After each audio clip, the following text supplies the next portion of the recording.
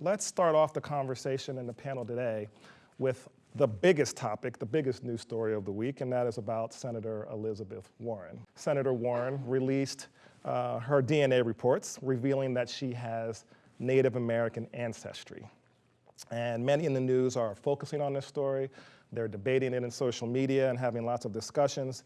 You actually wrote an op-ed about this topic and about her revelation, which was published in the New York Times. Can you tell us quickly why you titled it Elizabeth Warren and the Folly of Genetic Ancestry Tests? Can you talk about what the op-ed is about and why you titled it specifically that? Yeah, so I'm sitting next to an editor, so he knows I didn't title it.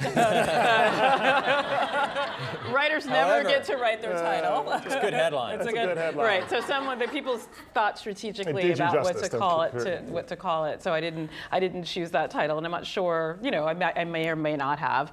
But, I think what's really interesting about this case is that for sociologists, the question of identity is about who we think we are and who others think we are. And so this controversy sits at the middle of that, right? So you have someone who has claimed through family history to have Native American ancestry, who then is challenged to use genetic testing to demonstrate that this is true, uses genetic testing that shows, in the sort of realm of possibility, some strong indications that there might be some, fairly distant Native American ancestry.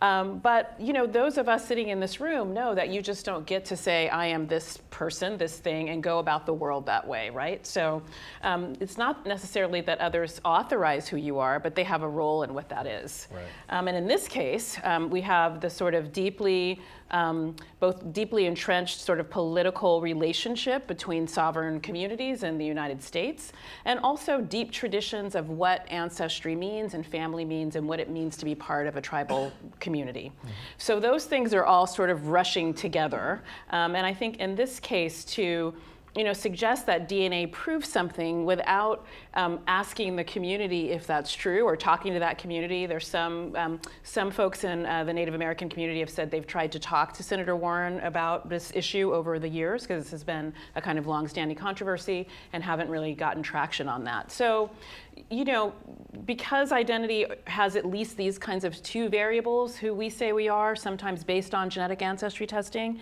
and who others say we are, and what the sort of rights and responsibilities are that come with that.